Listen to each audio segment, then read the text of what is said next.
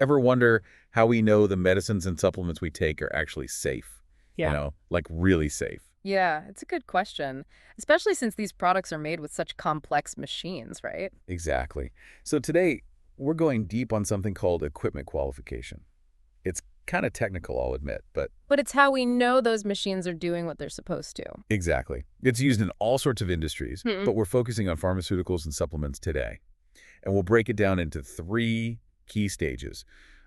Installation qualification, IQ, Operational qualification. and performance qualification, Yeah. IQ. These are like the building blocks for making sure those machines are working correctly. And that means our medicines are safe. It's basically a shortcut for manufacturers to prove they're meeting those GMP standards. GMP. Good manufacturing practices. It's kind of the rule book for making sure these products are top quality. Right, right. GMP, of course. Mm. Okay, so first up, IQ. What exactly are we talking about when we say installation qualification? Well, think of it like this. You get a brand new, super fancy piece of equipment delivered to your facility. Okay, new equipment. Got it. IQ is all about making sure that equipment is installed correctly. Like, does it match the design specs? Is it hooked up right? Did they follow the manufacturer's instructions? It's making sure the physical setup is 100% correct.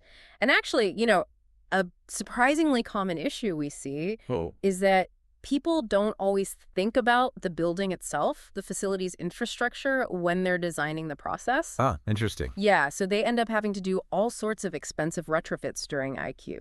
Like I said, it's all about making sure that equipment is installed correctly, meets the design specifications, is put in the right spot, and that it complies with GMPs from the get-go.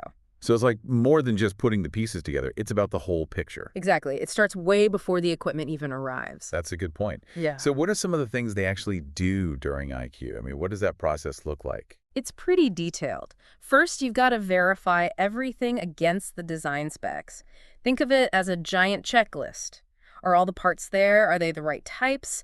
Is everything assembled according to plan? Oh, okay. I see. Then there's the utility connections. Stuff like electricity, water, compressed air, all those essential services. You got to confirm those are connected right and working the way they should be. Makes sense. You can't run a machine without power. Exactly. And we document every single step. I mean, everything. It's this crazy detailed history of the whole setup. I've heard that saying in regulated industries.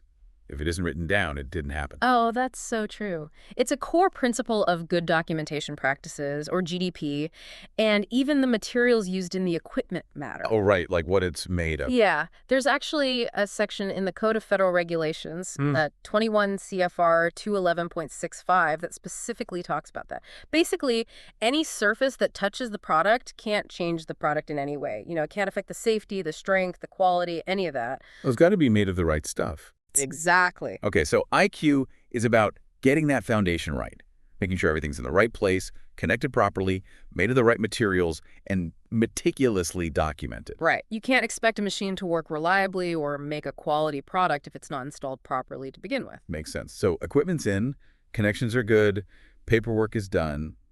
What's next? Operational qualification, right? Yep, OQ. So we've moved on from the physical setup. Now we're seeing if the thing actually works. Exactly. We want to verify that the equipment runs correctly and consistently, and that it stays within the operating ranges that are specified for it. So basically, does it do what the manufacturer says it should? So how do they figure that out? What kind of tests are we talking about here? Lots of testing across the entire operating range. Like if a machine's designed to run at temperatures between, say, 20 and 80 degrees Celsius, they'll test it at points throughout that range, like at 20, 50, and 80 degrees, to make sure it can get to those temperatures accurately and maintain them. So basically putting it through its paces. Pretty much. And they're checking other critical parameters too, like pressure, flow rate, timing sequences. They need to know those are all functioning accurately and consistently as well. Seems like there's a lot to keep track of. Oh, there is. And of course, just like with IQ, all of this has to be documented, every test, every result, all of it. So you've got that solid evidence the equipment can operate the way it's supposed to under different conditions. Right. And I know you mentioned GMPs earlier. Does that apply here too? Absolutely.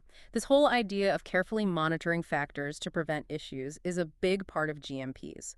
For example, in the GMPs for food, Section 21 CFR 110.20b2 specifically mentions that you need to monitor physical factors to prevent things like contamination or decomposition. So those GMP regulations are really important. Hugely important. Okay, now remember you mentioned steam sterilizers earlier. Could you walk us through how OQ would apply to something like that? Sure. With a steam sterilizer or an autoclave, one of the key OQ activities is temperature mapping. You do this for both the empty chamber and a typical load. Basically, you place a bunch of temperature sensors, carefully calibrated, of course, at different points inside. Then you run the sterilizer, and you're basically confirming that the heat is evenly distributed and that every part of the load reaches the right sterilization temperature for the required amount of time. So it's not just about hitting a target temperature, it's making sure the whole thing is consistently heated. Right. It's all about proving that the equipment can hit those targets reliably and stay within those defined limits. And it has to do it every single time. Got it. So installation is verified, operation is checked. That brings us to a performance qualification or PQ. PQ. Now we're actually making product, right? That's right. PQ is all about making sure the equipment, when it's running within those parameters we just talked about, can consistently produce the product it's supposed to. And that product has to meet all the necessary quality standards. So it's not just theoretical anymore, it's game time. Yeah, it's the real deal. And that's a key difference from OQ, right? In OQ, they might use placebo materials or simulations, but in PQ, we're using the actual production materials. Makes sense. So walk me through this. What are they looking for during those PQ runs? Okay, so they're running the manufacturing process, just like they would for a normal production batch. But throughout the run, they're taking samples of the product at different stages. And those samples get tested, like really tested. We're talking all those predefined quality standards, specifications, the whole 9 yards. Okay, so it's not just about the machine working. It's about the machine consistently producing a good product. Exactly. And it's got to be consistent across multiple runs. One good batch doesn't cut it. You need to show that the equipment can reliably make quality product every single time. And I'm guessing this applies to the sterilizers too. It does. For sterilization equipment, PQ involves something called microbiological challenge studies. For steam sterilization, for instance, they might introduce a really hardy microorganism like Bacillus stereothermophilus. Bacillus is what? Bacillus stereothermophilus. It's a tough little bug. Anyway, they put it in different spots within the sterilizer load and then run the cycle. It's all about proving that even the toughest microorganisms are killed off under real production conditions. So it's the ultimate test. Right, and it directly proves that the process is effective. Wow. It's pretty amazing how much goes into making sure these machines are doing what they're supposed to. Yeah, it's pretty in-depth, but it's all about safety and quality. Right. So PQ is really the final confirmation. The equipment works, and it consistently makes a good product. And it ties in with this bigger concept of process validation. The FDA actually has guidance on this. It's about making sure that the entire manufacturing process, not just the equipment, but the whole thing, consistently produces a product that meets the required quality standards. Now, we've talked a lot about documentation throughout this whole process. It seems like that's super important. But what else do they need to do to make sure the equipment keeps meeting those GMP standards? You're hitting on a key point. Documentation is crucial. But we can't forget about calibration and maintenance. Oh, right, those two. Yeah, calibrating the instruments regularly is huge. Every instrument that's involved needs to be calibrated to make sure the data you're collecting is accurate and reliable. And this applies both during qualification and during normal production. I can see how that would be important. If your instruments aren't reading correctly, you can't trust your results. Exactly. And the GMP regulations are very specific about this. You have to calibrate before you use the instrument for the first time, and then you need to calibrate it at set intervals after that. And then there's routine maintenance. That includes cleaning, sanitizing, the whole works. Ah, right. Keeping things clean. It's essential. Yeah. And it helps prevent equipment failures and contamination.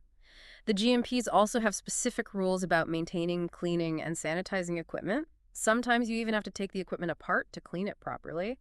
And you can't just use any old cleaning product either. You have to use stuff that's approved and won't affect the quality of the product. So it's a whole ongoing process, not just a one-time thing. You got it. You can't just qualify the equipment and forget about it. You have to stay on top of it, keep it maintained and calibrated, and keep those records up to date. It's all about ensuring that the equipment keeps performing the way it should and continues to meet those GMP standards. It's fascinating how much work goes into something we usually just take for granted. I mean, we just expect our medicines to work. Exactly. So to bring this all together, how does all this detailed equipment qualification actually impact the quality of the medicines we use? It has a huge impact. Because of this process, manufacturing is consistent, measurements are accurate, the risk of contamination is minimized, and the final product meets the quality standards every time. It sounds pretty important. So what happens if the equipment isn't properly qualified? Well, it could lead to deviations from the procedures, which means you have to spend time and money investigating what went wrong. That doesn't sound good. Not at all. And in some cases, it could compromise the safety or effectiveness of the product. You could even end up with a recall. That's why equipment qualification is such a cornerstone of GMP. It all comes back to protecting public health and making sure those pharmaceutical and regulated products are safe and effective for the people who use them. So IQ, OQ, PQ, they're not just technical terms. They're really important for making sure the products we use are safe. Exactly. Okay, so we've covered the three main stages of equipment qualification: installation, operation, performance. We also talked about how crucial documentation, calibration, and maintenance are. Right. And it's not a one-time thing. It's an ongoing process to ensure that the equipment keeps working as intended and meets those GMP standards. And at the end of the day, it's all about making sure the products we use are safe and effective. It's fascinating how much goes on behind the scenes. It really makes you appreciate the complexity of making these products. And it makes you think, right? These principles of verifying and validating, they apply to so many things in life. Think about software development or transportation systems, even setting up a new TV at home, making sure things are installed right, that they work properly, and that they perform the way they should. It's surprisingly universal. That's a great point. It's not just about pharmaceutical manufacturing. It's a way of thinking. Exactly. Well, this has been a really informative deep dive. We've learned a lot about equipment qualification and how it all fits together. I hope so. If anyone wants to learn more, we encourage you to check out the GMP regulations we talked about, Yeah. like 21 CFR parts 110, 111, and 211. The FDA also has some great guidance documents on process validation. There's a ton of information out there if you're interested. Definitely. Thanks for joining us for this deep dive into equipment qualification. Thanks for having me. We'll see you next time. See you then.